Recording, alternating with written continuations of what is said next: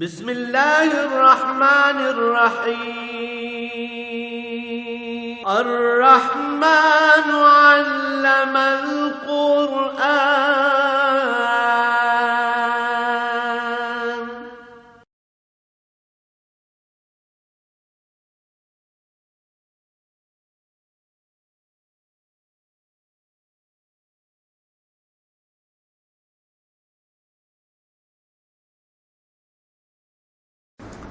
الحمد للہ رب العالمین والصلاة والسلام علی حبیبہ محمد وآلہ وصحبہ اجمعین۔ اعوذ باللہ من الشیطان الرجیم، بسم اللہ الرحمن الرحیم۔ وَإِذْ قَالَ إِبْرَاهِيمُ رَبِّ اجْعَلْ هَٰذَا الْبَلَدَ آمِنًا وَاجْنُبْنِي وَبَنِيَّ أَن نَّعْبُدَ الْأَصْنَامَ رَبِّ إِنَّهُنَّ أَضْلَلْنَ كَثِيرًا مِّنَ النَّاسِ فمن تبعنی فإنہ منی ومن عصانی فإنک غفور رحیم۔ ربنا انی اسکنت من ذریتی بواد غیر ذی زرع عند بیتک المحرم ربنا لیقیموا الصلاة فاجعل أفئدة من الناس تهوی الیہم وارزقہم من الثمرات لعلہم یشکرون۔ ربنا انک تعلم ما نخفی وما نعلن وما یخفی علی اللہ من شیء الا شیء فی الارض ولا فی السماء الحمد للہ الذی وہب لی علی الکبر اسماعیل و اسحاق ان ربی لسمیع الدعاء رب اجعلنی مقیم الصلاة ومن ذریتی ربنا وتقبل دعاء ربنا اغفر لی وَلِوَالِدَيَّ وَلِلْمُؤْمِنِينَ يَوْمَ يَقُومُ الْحِسَابُ اللهم سبحانك لا علم لنا إلا ما علمتنا إنك أنت العليم الحكيم۔ مولاي صل وسلم دائما أبدا على حبيبك خير الخلق كلهم۔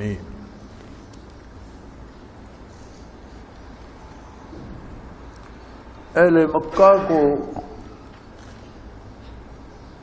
اپنے آبائی عقیدے اور اپنے آبائی مذہب پر اس لیے بھی ناز تھا کہ انہیں ایک غلط فہمی یہ تھی کہ مکہ مکرمہ تو شہر مبارک ہی وہ ہے جس کی بنیاد ابراہیم علیہ السلام اور اسماعیل علیہ السلام نے رکھی، اور ہم دین ابراہیمی پر ہیں۔ ان کا یہ دعویٰ غلط تھا کیونکہ دین ابراہیمی کو وہ تبدیل کر چکے تھے اور بت پرستی تک شروع کر دی تھی اور کفر و شرک میں مبتلا تھے۔ اس کے باوجود وہ کہتے تھے کہ ہم دین ابراہیمی پر ہیں۔ اللہ کریم نے ان کے جواب میں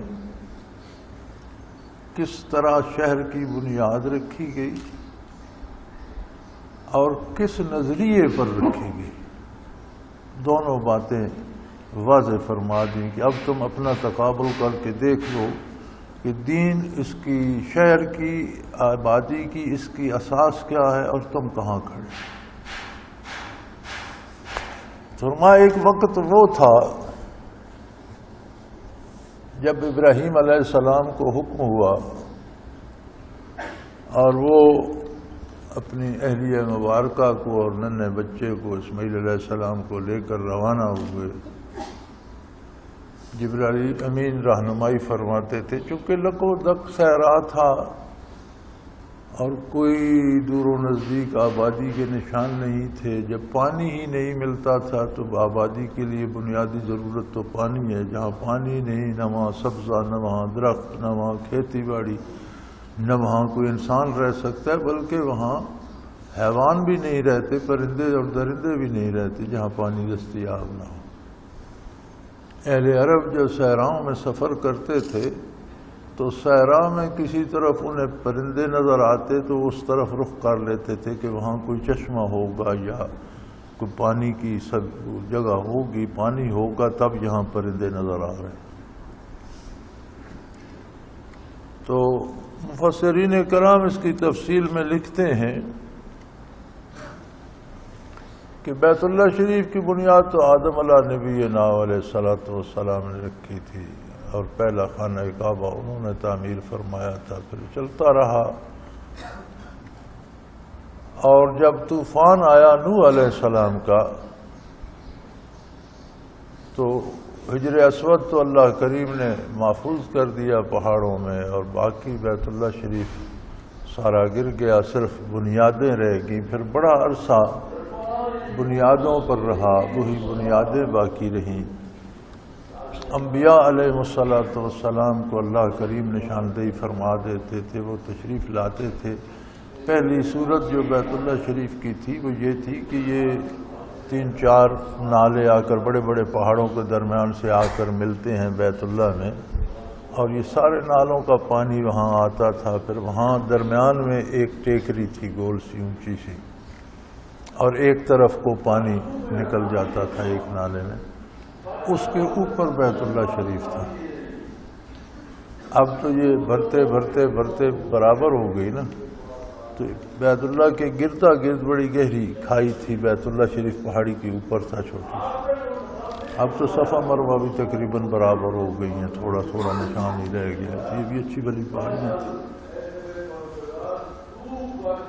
تو جب نوح علیہ السلام کے طوفان کے بعد بیت اللہ شریف نہ رہا اور بنیادیں رہ گئیں، تو بنیادوں پر بھی مٹی پڑ گئی، تو اس وقت بھی انبیاء علیہ السلام، جن کی قومیں بیشتر انبیاء جن کی قومیں عذاب کے سبب تباہ ہو گئیں، وہ بھی پھر اس علاقے کو چھوڑ کر بیت اللہ شریف میں تشریف لے آتے، یہیں وقت گزارتے، یہیں فوت ہوئے، مرور زمانہ نے مٹی ڈال دی۔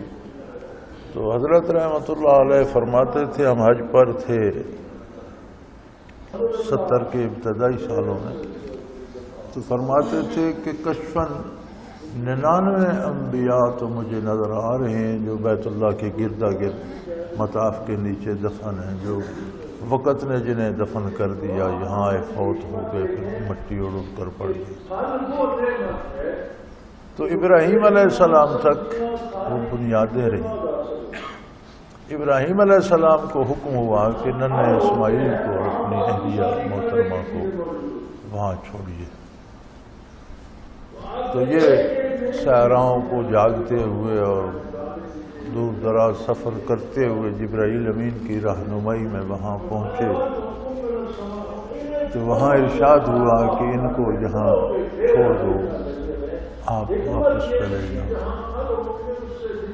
حدیث شریف میں سارا قصہ آتا ہے کہ جب ابراہیم علیہ السلام چھوڑ کر چلنے لگے تو مائی صاحبہ نے پوچھا کہ اس ویرانے میں جس میں کوئی پرندہ بھی نہیں، کوئی درندہ بھی نہیں کہ بندے کو پھاڑی کھائے، تو زندگی کا کوئی وسیلہ بھی نہیں، تو ہمیں آپ کس کے بھروسے چھوڑ کر جا رہے ہیں؟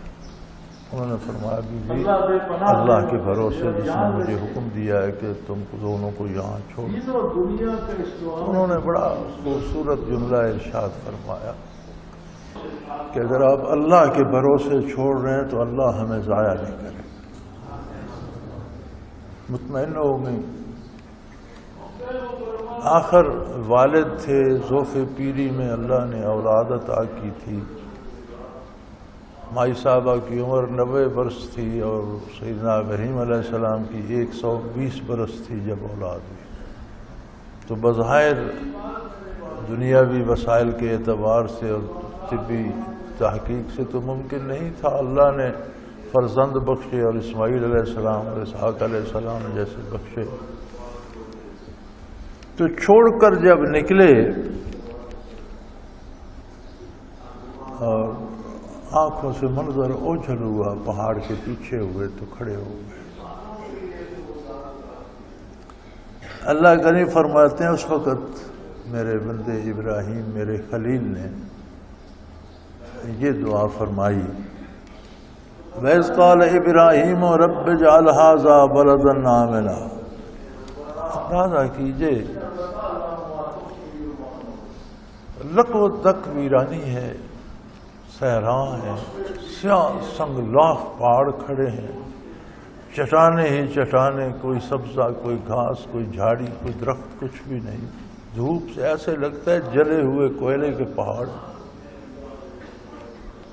گہری وادیاں ہیں چاروں طرف اور ڈر لگتا ہے، دیکھ کر خوف آتا ہے، کوئی زیرو نظر نہیں آتا۔ ایک مائی صاحبہ اور ایک ننھے اسماعیل علیہ السلام کو وہاں چھوڑ کر دعا مانگ رہے ہیں، یہ اے میرے پروردگار اس شہر کو امن کی جگہ بنا۔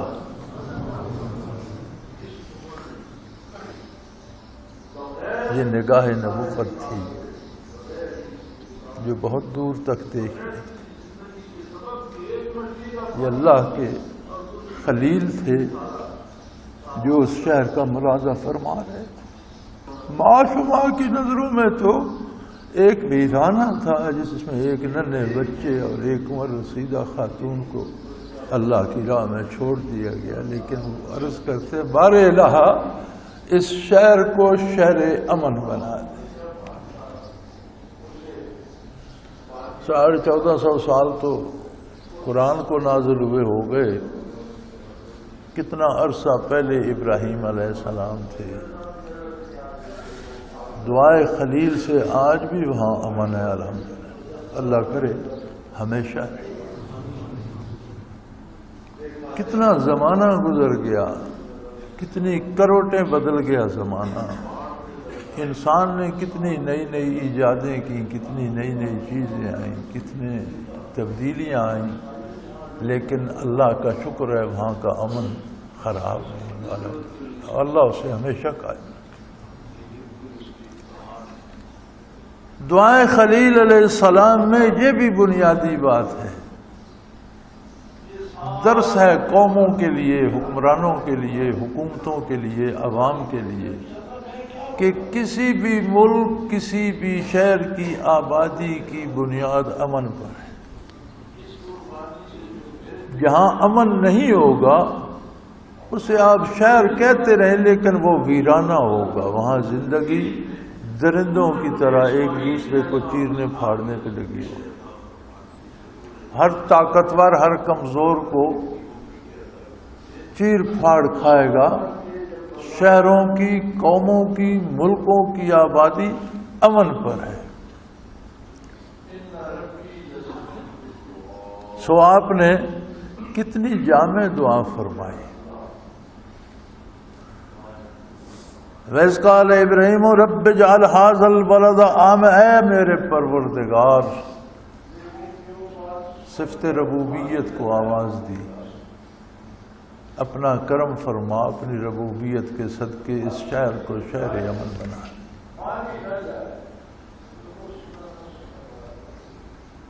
وَاجْنُبْنِي وَبَنِيَّ أَن نَّعْبُدَ الْأَصْنَامَ، پوری زندگی انسان کی ان دو باتوں سے عبارت ہے۔ فرما رہے اللہ مجھے اور میری اولاد کو بتوں کی پوجا سے محفوظ رکھ۔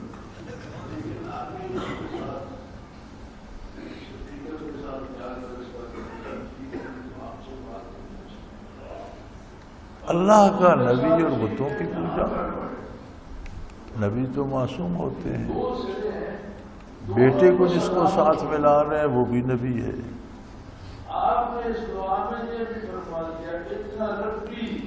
ہم سمجھتے ہیں بت صرف پتھر کے ہوتے ہیں، بت پتھر کے ہی نہیں ہوتے، پتھر کے بھی بت ہوتے ہیں، وہ کم نقصان دہ ہیں۔ جو بت خواہشات کے ہوتے ہیں وہ بہت خطرناک ہے۔ ہر وہ خواہش، مولانا رومی فرماتے ہیں بت کیا ہے؟ ہر خیال شہوت در راہ ہو، ہر شہوانی خیال جو اللہ کی اطاعت سے روکے وہی بت ہے۔ ہر وہ خواہش و آرزو بت ہے جو اللہ کی اطاعت سے روکے، ہر وہ فکر بت ہے جو اللہ کی اطاعت سے روکے، ہر وہ سوچ ایک بت ہے جو اللہ کی نافرمانی کی طرف لے جائے۔ تو دعا فرما رہے ہیں مجھے اور میری اولاد کو کوئی ایسا خیال بھی نہ آئے پروردگار عالم جو تیرے حکم کے خلاف۔ پتھر کے بت کے سامنے تو کوئی باشعور انسان جھکتا ہی نہیں، اور مزے کی بات ہے جو مانتے ہیں وہ بھی نہیں مانتے، جو بتوں کے پوجا کرنے والے وہ بھی جب جی چاہتا ہے تو انہیں گالیاں دے رہے ہوتے ہیں اور تانے دے رہے ہوتے ہیں کہ میں نے تو اتنی پوجا کی، تو نے کیا کیا ہے، پتھر کا پتھر پڑا ہے۔ انسانی مزاج ہے، جب تک اس کا مزاج میں کوئی انسانیت کی رمق باقی رہے وہ پتھروں کو نہیں پوجتا، بالکل ہی انسانی اوصاف زائل ہو جائیں، درندہ یا جانور بن جائے تو پھر سجدے کرتا ہے۔ لیکن یہ خواہشات کے جو بت ہیں یہ تو بڑے بڑے اہل اللہ اور بڑے بڑے عالم و فاضل لوگوں کے اندر بھی آ جائے، مجھے بڑا مانا جائے، میری عزت کی جائے، مجھے تحفے دیے جائیں، میری دعا بد دعا کے ساتھ امیدیں وابستہ کر لی جائیں، تو بندہ خود ہی بت بن جاتا ہے، جیتا جاگتا انسان بت بن گیا۔ کسی سے توقعات وابستہ کر لے اللہ کو چھوڑ اس کے لیے وہی بت بن گئی، ہر وہ خواہش بت بن گئی جو گناہ کی ہو، جو اللہ کی نافرمانی کی ہو، جو اللہ کے رسول کی بشری تقاضوں کے مطابق گناہ ہو جانا اور بات ہے، اس پہ ندامت بھی ہو تو معاف ہو جاتا ہے۔ ندامت الندم التوبہ، ندامت ہو تو یہی توبہ ہے، اور توبہ گناہ کو معاف کر دیتی ہے، معاف کرا دیتی ہے۔ لیکن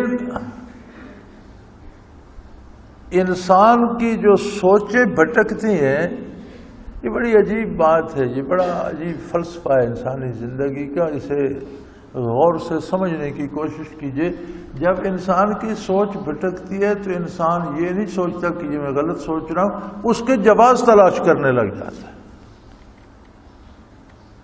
فلاں نے بھی ایسا کیا تھا، فلاں بھی یہ کہتا تھا، اس نے بھی، بھائی کوئی فلاں دلیل نہیں ہے، دلیل ہے اللہ اور اللہ کے رسول کا حکم۔ کیا اللہ کریم نے اس کی اجازت دی؟ کیا تعلیمات نبوی میں یہ ہے کہ ایسا کرو؟ نہیں ہے تو اس کا کوئی جواز نہیں، فلاں نے کیا یا فلاں نے کیا یا اس بزرگ نے کیا، جس نے کیا اس نے غلط کیا، سادہ سی بات۔ تو فرمایا میرے مالک میری اور میرے بچوں کی ان مجسم اور غیر مجسم سوچوں اور ارادوں کے بتوں سے بھی حفاظت فرما، کبھی تیری نافرمانی کا کوئی خیال ہمارے دل میں جاگزی نہ ہو۔ رب انہن اضللن کثیرا من الناس، اللہ ان بتوں نے تو تیری بڑی مخلوق کو گمراہ کر دیا ہے۔ یہ خواہشات کے بت، یہ امیدوں کے بت، یہ ناروا کوششیں، یہ غلط سوچیں، انسان کو تو پتہ ہی نہیں چلتا میں کر کے آ رہا ہوں، یہ تو اتنے خطرناک بت ہیں، اور انہوں نے تیری بڑی مخلوق کو گمراہ کیا ہے۔ پھر دعا کی، انبیاء کتنے کریم ہوتے ہیں۔ پھر عرض کی بار الہ فمن تبعنی فانہ منی، بار الہ جو میری پیروی کرے گا، جو میری اطاعت کرے گا وہ تو میرا ہی ہوا۔ اب جو تیرا کرم و احسان ہے مجھ پر وہ تو اس کے سائے میں آ گیا، جو میرا اتباع کرے گا وہ تو میرا ہوگا۔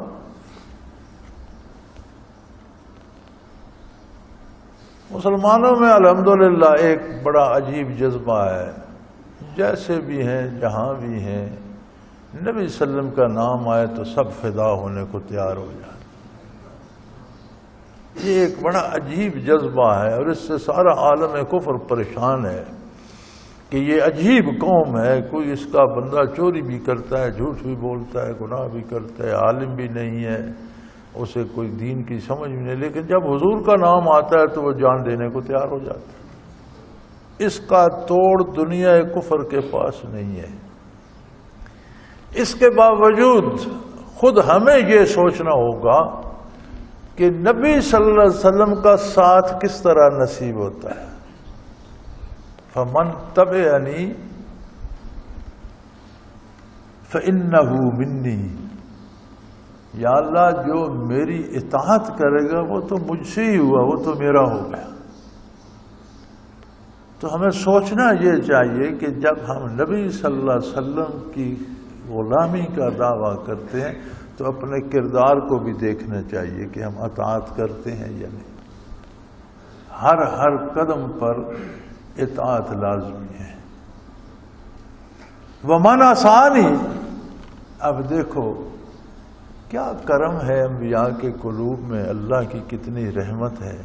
فرماتے ہیں جو میری نافرمانی کرے گا، اب یہ نہیں فرمایا کہ وہ میرا نہیں ہے یا اسے دوزخ میں پھینک دے، فرمایا جو میری نافرمانی کرے گا تو بخشنے والا مہربان ہے۔ دیکھیں نا کیا کریمانہ انداز ہے کہ بندے کی نافرمانی پروردگار عالم تیرا کیا بگاڑ سکتی ہے، تو کریم ہے۔ اگر تو گناہگاروں پہ بھی رحمت کر دے تو تیری رحمت بے پناہ ہے، کون روک سکتا ہے۔ فمن تبعنی فإنہ منی، جو میرا اتباع کرے گا، اطاعت وہ یقیناً میرا ہو گیا۔ ومن عصانی، جو میری نافرمانی کرے گا، فإنک غفور الرحیم، تو غفور الرحیم ہے نا، تو بخش سکتا ہے۔ اب یہ طرز کریمانہ تو انبیاء کا ہے، اور حضور صلی اللہ علیہ وسلم رحمت للعالمین ہے، کائنات کی ساری رحمتیں مجسم ہیں حضور کے وجود عالی میں۔ آپ کے کرم کی کوئی انتہا نہیں، لیکن ہمیں بھی احساس زندہ رکھنا چاہیے کہ ہم حضور کو اطاعت کا حق ادا کریں۔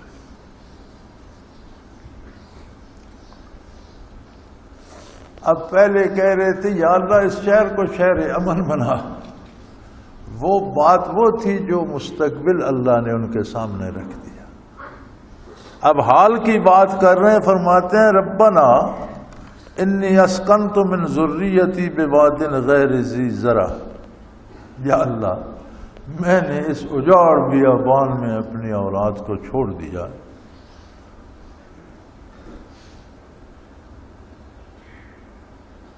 کف و دست میدان ہے، ویران پہاڑ ہیں، کوئی زندگی کے آثار نہیں ہیں۔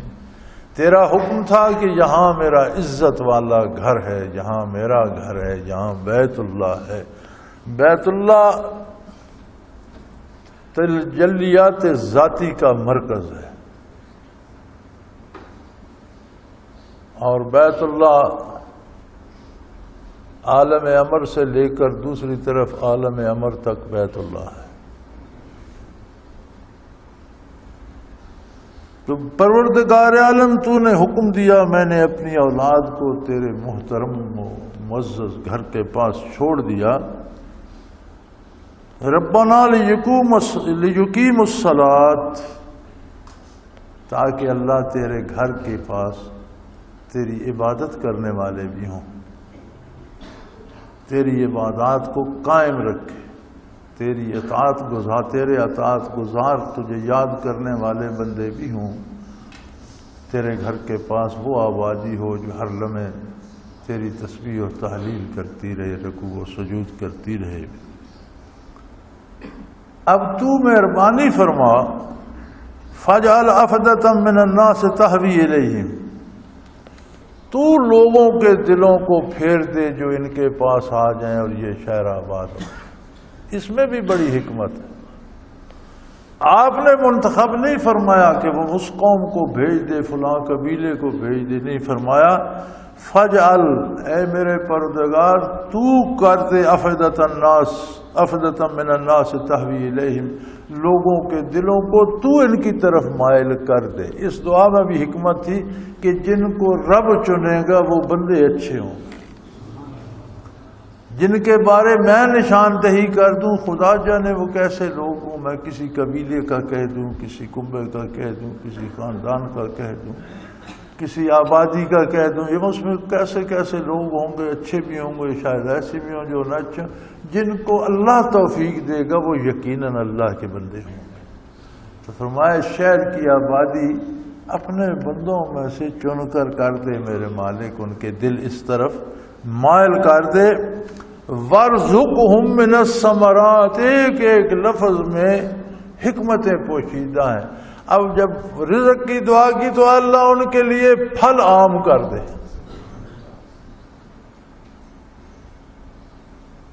الحمدللہ بڑے عرصے سے اور بڑی دفعہ حاضری نصیب ہوئی. دنیا کا ہر پھل ہمہ وقت دستیاب ہوتا، کوئی موسم کی قید نہیں، کوئی دور نزدیک کی قید نہیں. لیکن دعا مانگنے کی حکمت دیکھیں کہ پھل وہ نعمت ہے جو کھیتیاں، سبزیاں، ساری چیزوں کے بعد حاصل ہوتی. یعنی جہاں پھل ہوتے ہیں وہاں باقی ساری کھانے کی چیزیں موجود ہوتی. تو آپ نے ایک ایک نہیں گنی کہ انہیں آٹا بھی ہم پہنچا، انہیں دالیں بھی دے، انہیں سبزیاں بھی دے، انہیں پیاز بھی دے، انہیں نہیں. فرمایا وَرْزُقْهُم مِّنَ السَّمَاءِ، انہیں پھلوں سے شاد باغ کر دے، پھلوں کے ڈھیر ہمیشہ لگے رہیں. حکمت یہ تھی کہ جہاں پھل ہوں گے اس سے نیچے کی ساری چیزیں تو وہاں ہوں گی، ساری غذائیں موجود ہوں گی، چونکہ پھل تو سب سے اعلیٰ نعمت ہے. تو جہاں پھل میسر ہے، آج بھی دیکھ لیں جہاں باغات یا پھل میسر ہیں وہاں کون سی فصل نہیں ہوتی. وَرْزُقْهُم مِّنَ الثَّمَرَاتِ، ان کو پھل عطا فرماؤ رزق کے طور پر، لَعَلَّهُمْ يَشْكُرُونَ، تاکہ یہ تیرا شکر ادا کرتے رہیں. یعنی اللہ کی نعمتیں نصیب ہوں تو یہ مقام شکر ہے. اللہ بے پناہ نعمتیں دے. اور یاد رکھیں دین و دنیا کا اس دعا میں کتنا خوبصورت امتزاج ہے. دو جی، ایک ننھا سا بچہ، ایک عفیفہ اپنی عمر بھر کی رفیق حضرت ہاجرہ کو چھوڑ رہے ہیں اور کہہ رہے ہیں یا اللہ اس شہر کو شہر امن بنا. جہاں امن ہوتا ہے وہیں عبادت کا اور اتباع کا بھی لطف ہوتا ہے. اور امن کس سے آتا ہے؟ لعلہم یشکرون. کہاں دعا ختم کی؟ تاکہ یہ تیرے شکر گزار بندے ہوں. شکر کیا ہے؟ شکر کا بہترین معنی یہ ہے کہ پورے خلوص اور پورے خضوع و خضوع سے حضور کا اتباع کیا جائے، اللہ کی اطاعت کی جائے. یہ شکر ہے. کوئی زبانی کہتا رہے شکر ہے، 2 نفل شکرانے کے پڑھے شکر ہے. اصل حقیقت شکر کی یہ ہے کہ زندگی کا ہر عمل حضور کی غلامی میں ڈھل جائے. یہ شکر ہے اللہ کا. تو امن کہاں ہوگا؟ جہاں دین پر عمل ہوگا، جہاں اطاعت پیغمبر ہوگی صلی اللہ علیہ وسلم. اور انہیں پھلوں سے شاد کام کر اور انہیں پھلوں سے رزق عطا کر، یعنی دنیا کی ہر نعمت عطا کر. مکہ مکرمہ کا امن کیسا ہے؟ جو میں نے دیکھا وہ یہ تھا کہ مین بڑی سڑک پر زیورات کی دکان ہے اور اس میں منوں کے حساب سونا ہے. دیوار شیشے کی ہے، مکی مارو ٹوٹ جائے. شام کو بند کر کے چلے جاتے ہیں، اندر لائٹیں جلا جاتے ہیں اور وہ بڑے بڑے زیورات سامنے شیشے کے بکسوں میں رکھے ہوتے ہیں. میں نے تو کسی کو رک کر جانتے بھی نہیں دیکھا. عجیب بات میں نے یہ نوٹ کی کہ دکاندار دکان کے باہر دور تک بوریاں رکھ لیتے ہیں، یہ آٹے کی ہے، یہ گڑ کی ہے، یہ دالوں کی ہے. جو زیادہ بکنے والا سودا ہوتا ہے نا وہ دروازے کے باہر جوڑ دیتے ہیں. اذان ہو گئی، اب زور کی اذان ہو گئی، عصر کی ہو گئی، سب بھاگ رہے ہیں مسجد کی طرف نماز پڑھنے کے لیے. تو ایک جال سا اٹھا کر اس دروازے سے اٹکا کر ان ساری بوریوں سے پھیر کر دوسرے دروازے سے اٹکا کر اب دکان لاک ہو گئی. جی دکاندار چلا گیا نماز ادا کر کے. انسانوں کے لیے تو وہ جال کافی ہے، لیکن جو بازاروں میں آوارہ کتے پھرتے ہوتے ہیں وہ کیوں ان بوریوں کو نہیں چھیڑتے؟ میں نے خود یہ نوٹ کیا ہے کہ کسی دکاندار کی اس جال کو ہٹا کر کوئی کتا بھی کسی جنس کو نہیں چھیڑتا. جانور بھی اس امن کے پابند ہیں، اور اللہ اس امن کو ہمیشہ قائم رکھے۔ تو فرمایا ان پر یہ نعمتیں عام کر دے تاکہ یہ تیرا شکر ادا کر سکیں۔ ربنا انک تعلم ما تخفی وما نعلن، یا اللہ جو ہم پہ بیتتی ہے وہ تو جانتا ہے، جو ہم سوچتے ہیں وہ تو جانتا ہے، جو ہم ظاہر کلام کرتے ہیں وہ تو جانتا ہے، یہاں تک سفر میں جو دل پہ بیتی وہ بھی تیرے سامنے ہے، بیوی اور بیٹے کو چھوڑنے کا جو حادثہ دل پہ بیتا وہ بھی تیرے سامنے ہے، جو میں زبانی عرض کر رہا ہوں وہ بھی تو جانتا ہے۔ وما یخفی علی اللہ من شیء فی الارض ولا فی السماء، کائنات کے کسی گوشے میں کوئی شے اللہ پر پوشیدہ نہیں، ہر چیز ہمہ وقت تیرے روبرو، نہ زمینوں میں کوئی چیز پوشیدہ ہے اور نہ آسمان۔ انسانی خصوصیات انسان ہوتے ہیں، انبیاء علیہ السلام بھی، انہیں بھی خوشی بھی ہوتی ہے، دکھ بھی ہوتا ہے، تکلیف بھی ہوتی ہے، بیماری بھی ہوتی ہے، صحت بھی ہوتی ہے، گرمی سردی محسوس ہوتی ہے، بھوک لگتی ہے۔ تو وہ ایک کیفیت جس سے گزر رہے تھے کہ 90 سالہ عفیفہ عمر بھر کی رفیق حیات محبوب بیوی کو اس عمر میں بغیر کسی ظاہری آسرے کے، بغیر کسی انسان کی رفاقت کے، بغیر کسی زندگی کے سبب کے، ایک مشکیزہ پانی کا اور کچھ کھجوریں، یہ سارا سامان سفر جو وہاں دے کر چلے، اور وہی مشکیزہ جب ختم ہوا مائی صاحبہ بھی پیاسی ہوئیں، اسماعیل علیہ السلام کو بھی دودھ بھی نہ ملنے پایا، دودھ بھی سینوں میں خشک ہو گیا۔ تو آپ یہ دیکھنے کے لیے کہ کہیں کوئی پرندہ اڑتا نظر آئے، کہیں کوئی جاندار نظر آئے تو وہاں پانی کی امید ہو۔ اب اکیلے تھی، وہی ایک معصوم بچہ پاس تھا، اسے وادی میں لٹا کر خود صفا مروہ کی طرف بڑھی۔ اب درمیان میں جو جگہ تھی وہاں سے تو اسماعیل علیہ السلام بھی نظر نہیں آتے تھے، تو وہ بھاگ کر طے فرمائی۔ جتنا پہاڑی پر چڑھی اور بچہ نظر آنے لگا تو پھر آہستہ آہستہ اوپر پہنچی، اوپر دیکھا، ادھر ادھر دیکھا، مروہ پہ کوئی چیز نظر نہیں، صفا پہ کوئی چیز نظر نہیں، تو ان پہاڑوں کے درمیان 7 چکر آپ نے لگائے۔ جب آخری بار صفا پہ آ کے کھڑی تو دیکھا نہ اسماعیل جہاں ریڑیاں رگڑ رہا تھا وہاں سے تو چشمے پھوٹ رہے، تو بھاگی اس طرف۔ آپ کے جانے تک تو وہ بہت بڑا گڑھا بھر چکا تھا پانی سے، جب گڑھے سے بہنے لگا تو انہوں نے فرمایا زمزم۔ زمزم کا مطلب ہے رک جا، ٹھہر جا، کہاں بھاگ رہا ہے، ٹھہر جا۔ نبی کریم صلی اللہ علیہ وسلم فرماتے ہیں اگر مائی صاحبہ اسے نہ روکتی، زمزم نہ کہتی تو یہ چشمہ دنیا کے دوسرے سرے تک چلا گیا ہوتا۔ اب بھی بے پناہ پانی رات دن اس سے لیا جاتا ہے، کبھی کوئی کمی نہیں آتی، دن رات مشینیں لگی ہوئی ہیں۔ اب تو مدینہ منورہ میں بھی سارا پانی مسجد نبوی میں وہی سپلائی کیا جاتا ہے، مکہ مکرمہ میں تو ہر ضرورت کے لیے اسے استعمال کر رہے ہیں، لیکن کوئی اس کی انتہا نہیں۔ تو یہ زمزم کی ابتدا تھی۔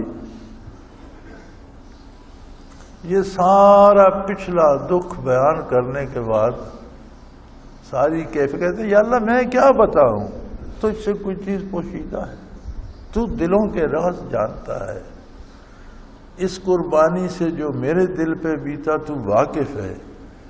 جہاں تک میری بات ہے تو میں تو عرض کرتا ہوں الحمدللہ الذی وہب لی علی الکبر اسماعیل و اسحاق۔ اللہ میں تو تیرا اس ایک نعمت کا شکر ادا نہیں کر سکتا کہ اس بڑھاپے اور اس ذوف پیری میں تو نے مجھے اسماعیل جیسا اور اسحاق جیسے بیٹے عطا فرما دیے، جو نور نبوت سے پیشانیاں منور ہیں جن کی، وہ بیٹے عطا کر دیے، اور اس وقت کر دیے جب بظاہر کوئی امید، کوئی آسرا نہیں تھا۔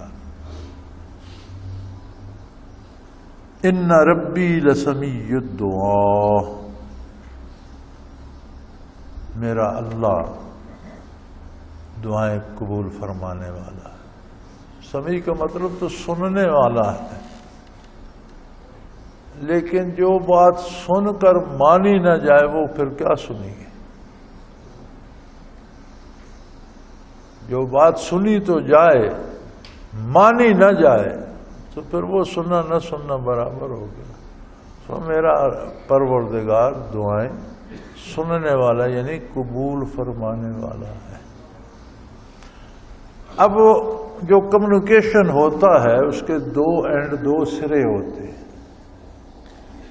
کمیونیکیشن میں آپ سے بات کر رہا ہوں اس کے ذریعے سے، اگر یہ یہاں ٹھیک ہے لیکن آگے اس کے ساتھ سپیکر کے ساتھ جا کر اس کا کنیکشن ٹھیک نہیں تو آپ سے بات تو نہیں ہو سکتی، اور اگر اس کے ساتھ ٹھیک ہے یہاں گڑبڑ ہے تو بات تو نہیں ہو سکتی۔ کیونکہ یہ دو سرے ہیں، دونوں کو سلامت ہونا چاہیے۔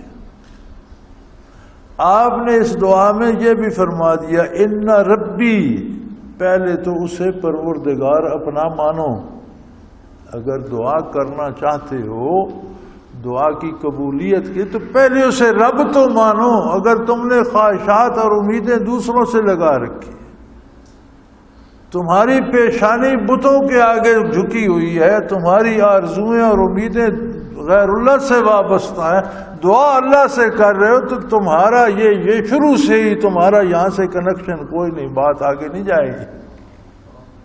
یعنی ان دو لفظوں میں یہ بتا دیا کہ دعا کرنے کا سلیقہ یہ ہے کہ دعا مانگنے والے کا عقیدہ درست ہو، ویسا عقیدہ ہو جیسا محمد الرسول اللہ صلی اللہ علیہ وسلم نے فرمایا ہے۔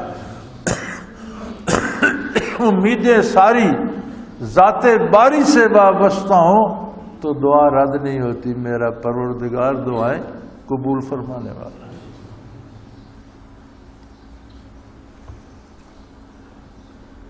پھر اولاد تھی، نیک تھی، صالح تھی، دونوں اللہ کے نبی تھے، دونوں اللہ کے مقبول بندے تھے۔ تو دعا کا یہ بھی سلیقہ ہے کہ اپنی دعا کے شروع میں اللہ کے نیک بندوں کو شامل کر لو، نبی صلی اللہ علیہ وسلم پر درود بھیجو، بزرگوں کے حوالے سے دعا کر لو تو اس میں قبولیت کی استعداد بڑھ جاتی ہے۔ اپنے فرزند عالی تھے، خود اللہ کے خلیل تھے، لیکن دعا کرتے ہوئے ذکر ان کا بھی فرما دیا، میں تیرا شکر ادا کرتا ہوں، تو نے مجھے اسماعیل عطا فرمایا، تو نے مجھے اسحاق عطا فرمایا، اور یقیناً میرا پروردگار، یعنی پہلے اللہ کو پروردگار تسلیم کرو، پھر دعا رد نہیں ہوتی۔ مومن کی کوئی دعا رد نہیں ہوتی، شرط ہے کہ مومن ہو، اور مومن دعوے سے نہیں ہوتا، مومن کردار سے ہوتا۔ اللہ اللہ اللہ فرما، عرض کی رب جعلنی مقیم الصلاۃ، اے اللہ مجھے ہمیشہ نماز قائم رکھنے والا بنا، ہر حال میں تیری عبادت قائم رکھ، دیر ہو سویر ہو، مزدوری کروں تھک کر، محنت کروں، بیمار ہوں، کمزور ہوں، لیکن تیرے فرائض نہ چھوڑوں، مجھے یہ توفیق دے ہمیشہ تیری عبادت کو قائم رکھوں۔ وَمِن ذُرِّيَّتِي، میری اولاد پر بھی یہ احسان فرما، انہیں بھی یہ توفیق عطا کر۔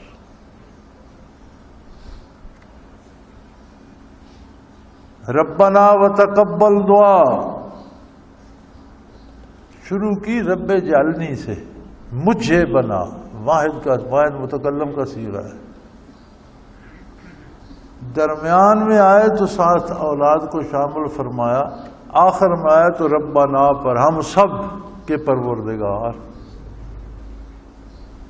یعنی سلیقہ دعا یہ ہے کہ اب خالص ہو کر صرف اللہ کے ہو کر اللہ کے سامنے جائیں، پھر اللہ کے نیک بندوں کو بھی شامل کریں، اور پھر سب کی اجتماعی بخشش کی دعا، سب کی اجتماعی قبولیت کی دعا کریں، تو ان نیکوں کے ساتھ اللہ کی کرم سے یہ بات بعید ہے کہ وہ آدھی قبول کر لے آدھی چھوڑ، جب مانے گا تو ساری مانے گا۔ ربنا وتقبل دعا، اے ہمارے پروردگار، شروع کی تھی میرے رب سے، ختم کر رہے ہیں ہمارے پروردگار، سب کو اجتماعی طور پر ساتھ لے کر۔ قرآن کریم نے دعا کا سلیقہ یہی سکھایا ہے۔ سورہ فاتحہ سب سے اعلیٰ دعا ہے، بہترین دعا۔ سلیقہ کیا ہے؟ الحمدللہ رب العالمین الرحمن الرحیم مالک یوم الدین۔ دعا میں پہلے عظمت الہی کا ذکر خیر ہو، اس کی شان کے مطابق اس کی تسبیح کی جائے، پھر بھئی واحد متکلم ہے، یہاں بھی بات کر رہا ہے، الحمدللہ رب العالمین الرحمن الرحیم مالک یوم الدین، یکا یک جمع متکلم پہ آ گیا، ایاک نعبد، ہم سب تیری ہی، صرف تیری عبادت کرتے ہیں۔ اب یہاں اس نے اللہ کے نیک فرشتوں کو بھی شامل کر لیا، اللہ کے انبیاء کو بھی، اللہ کے صلحاء کو بھی، نیک لوگوں کو بھی، علماء کو بھی، ہر عبادت کرنے والے متنفس کو اس نے اپنے ساتھ، ہم سب صرف تیری عبادت کرتے ہیں۔ وَإِيَّاكَ نَسْتَعِينُ، ہم سب صرف تیری ہی مدد چاہتے ہیں۔ یہی سلیقہ ہے دعا کا، اللہ کی حمد و ثنا بیان کی جائے، اللہ کے نبی پر درود بھیجا جائے، اللہ کے نیک بندوں کو ساتھ شامل کیا جائے، اور سب کے لیے دعا کی درخواست کی جائے، تو یہ قبولیت کے قریب تر ہوتی ہے۔ ربنا، اے ہمارے پروردگار، وتقبل دعا، میری گزارشات قبول فرما۔ ربنا اغفر لی، اے ہمارے پروردگار، مجھے میری ذات کو معاف فرما دے، ولوالدی، اور میرے ان بزرگوں کو جو میرے دنیا میں آنے کا سبب بنے، جنہوں نے مجھے پالا پوسا، صحت مند جوان بنایا، تو مجھے توفیق ہوئی، جنہوں نے مجھے بتایا کہ میرا رب کون ہے۔ یعنی والدین کا بڑا مقام ہے، لیکن تب ہے جب وہ بچے کو مسلمان بنائے، اپنا حق ادا کر۔ یہ جو ہمارے جدید تہذیب کے دل دادا لوگ شور کرتے ہیں نا، بیٹے کو پڑھایا لکھایا، امریکہ میں پڑھایا، برطانیہ میں پڑھایا، آکسفورڈ سے پڑھایا، وہ بات نہیں مانتا، انہوں نے بچے پر احسان کون سا کیا؟ کیا بچے کو مسلمان بنایا؟ تو نہیں بنایا، تو پھر تم والدین کس بات کے؟ یوں تو جنگل میں جانور بھی بچے دیتے ہیں، وہ بھی پل جاتے ہیں، پھر کبھی انہوں نے جب وہ بالغ ہوتے ہیں، کبھی مڑ کر انہوں نے پوچھا کہ ماں کون تھی، باپ کون تھا؟ نہیں نہ پوچھتے۔ جانوروں کے بچے کبھی پوچھتے ہیں؟ انہیں جانور بنایا، اور کس لیے پوچھیں؟ بچے کو انسان بناؤ، اور انسان سے مراد ہے بہترین مسلمان۔ کون کہتا ہے اسے دنیاوی علوم نہ پڑھاؤ، اسے دنیا کے بہترین علوم پڑھاؤ، لیکن اس بیچارے کو دین کی خبر بھی تو دو۔ دین کی سمجھ بھی تب آتی ہے جب انسان کو دنیاوی علوم میں بھی دسترس ہو، پھر جو دین کی سمجھ آتی ہے اس کا مزہ اور ہوتا ہے۔ جسے دنیا کی خبر ہی نہ ہو، وہ نیک تو رہ سکتا ہے، تقابل نہیں کر سکتا کہ باقی دنیا کیا کہتی ہے، اللہ کے رسول کا حکم کیا ہے، اس میں حسن کتنا ہے، ان میں قباحت کتنی ہے۔ تو دنیاوی علوم سارے سیکھنے چاہیے۔ ڈاکٹر بناؤ بچے کو، انجینئر بناؤ بچے کو، سائنسسٹ بناؤ بچے کو، ہسٹورین بناؤ بچے کو، ادیب بناؤ بچے کو، دانشور بناؤ، لیکن پہلے اسے مسلمان بھی تو بناؤ۔ یہ انہی ماؤں کے پیروں میں جنت ہے جو بچوں کو حلال دودھ پلاتی ہیں اور انہیں اللہ کا بندہ بناتی ہیں، اور انہی باپوں کی عظمت ہے جو بچے کو انسان یعنی مسلمان بھی بناتے ہیں۔ اور اگر بچے کی یہ تربیت نہ کی جائے تو پھر وہ جانور کا بچہ، اور جانوروں کے بچے بڑھاپے میں والدین کو پوچھنے نہیں جاتے، انہیں پھر آرام سے اپنا بڑھاپا جیسے تیسے بتانا چاہیے، شکایت نہیں کرنی چاہیے، یہ ان کا اپنا کیا دھرا ہے۔ بڑے بڑے لوگوں کو میں نے دیکھا ہے، یہاں بھی آتے ہیں، باہر بھی جاتے تھے تو ملتے تھے، بچہ میرا بڑا افسر ہے، میرے پاس شام کو کھانے کے نہیں ہے، بلکہ زیادہ مہذب بچے جو ہیں وہ پکڑ کر خیراتی اداروں میں چھوڑ آتے ہیں کہ یہ بڑھیا بوڑھی خراب نہ ہوتے، انہیں پکا پکایا کھانا مل جائے گا، اور یہی علاج ہے۔ اگر وہ بچے مسلمان بھی ہوتے، اگر ان بچوں نے یہ آیات بھی پڑھی ہوتی، اگر ان بچوں کے پاس انبیاء کی تعلیمات بھی ہوتی، تو پھر وہ بچے خادم بھی ہوتے، والدین کا پتہ بھی رکھتے، ان کے لیے دعائیں بھی کرتے، خدمت بھی۔ جو بچہ والدین کے لیے دعا کرتا ہے اسے یہ شرم تو آئے گی کہ میں اللہ سے تو عرض کر رہا ہوں میرے والد کو صحت دے، تو کیا میں بھی والد کی کوئی دوائی کا اہتمام کر رہا ہوں کہ نہیں؟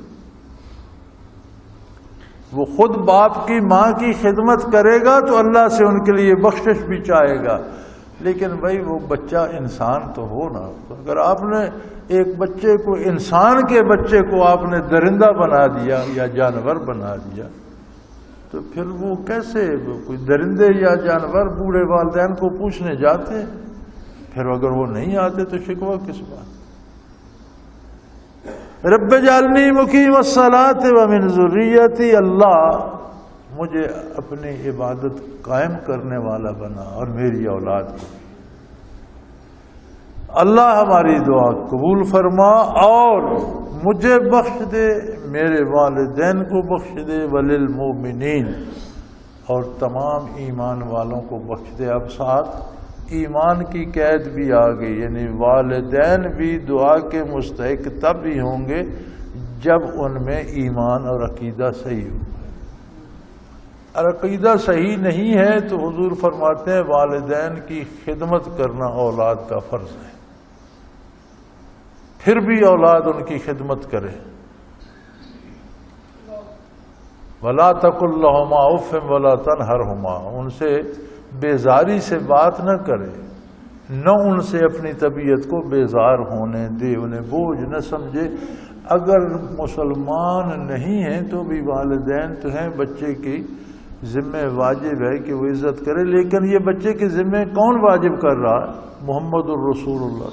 تو آپ کی تعلیمات سے اگر بچے کو آشنا ہی نہیں کیا جائے گا تو اس سے وفا کی امید کیسے رکھی جا سکتی ہے؟ تو یہاں بخشش کے لیے ایمان کی قید بڑھا دی آپ نے کہ بخشش تو تب ہی ہوگی جب وہ مومنین ہوں گے، اور مومنین صرف والدین یا اولاد نہیں، جتنے عامۃ المومنین ہیں، جتنے لوگ ایمان لائے ہیں، یا اللہ سب کو بخش دے۔ یوم یقوم الحساب کے ایک بڑا سخت دن آ رہا ہے جب سارے حساب کتاب جوڑے جائیں گے۔ اللہ ایمان والے بندوں پر، مجھ پر، میری اولاد پر، میرے والدین پر اور تمام ایمان والوں پر رحم فرما اور سب کو بخش۔ یہ تھی خوبصورت جامع دعا، اور یہ پس منظر تھا دین ابراہیم کا، جس پر مکے والوں کو ناز تھا۔ تو ہم تو پہلے دین ابراہیمی پر ہیں، تو ہم آپ صلی اللہ علیہ وسلم کی بات کیوں مانیں؟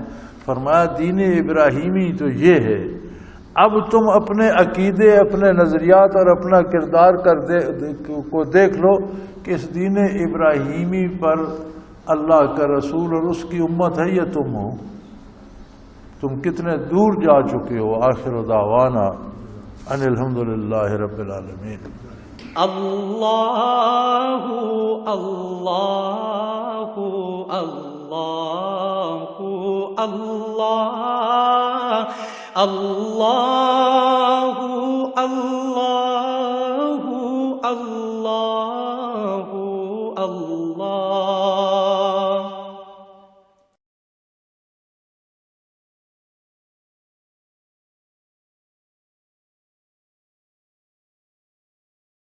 سال سے قرآن و حدیث کے اوپر خطابات کر رہے ہیں اور سلسلہ نقشبندیہ اویسیہ کے مطابق لوگوں کو ذکر الہی کی تربیت دے رہے ہیں۔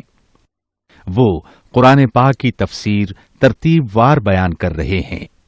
تفسیر قرآن کو وہ موجودہ ملکی اور بین الاقوامی حالات کے مطابق بیان کرتے ہیں۔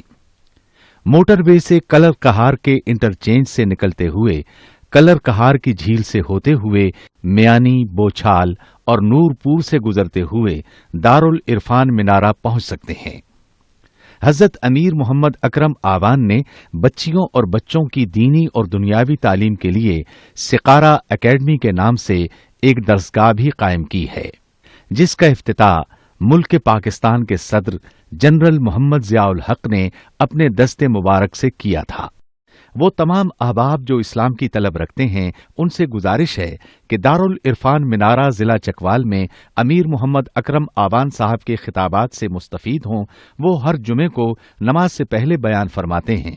ہر ماہ کی پہلی اتوار کو ماہانہ اجتماع ہوتا ہے جس میں آپ خصوصی خطاب فرماتے ہیں اور پاکستان کے چاروں صوبوں سے احباب اس اجتماع میں شرکت کرتے ہیں۔ اس کے علاوہ یہاں سال میں 2 مرکزی اجتماعات بھی ہوتے ہیں، ایک رمضان المبارک میں اعتکاف کا اجتماع اور دوسرا جولائی اور اگست میں 40 دن کا اجتماع ہوتا ہے جس میں روحانی تربیت کی جاتی ہے۔ اپنا خون سیماب دے کر اتنا ہم کر جائیں گے، نام آقا کا چمن میں پھر رقم کر جائیں گے۔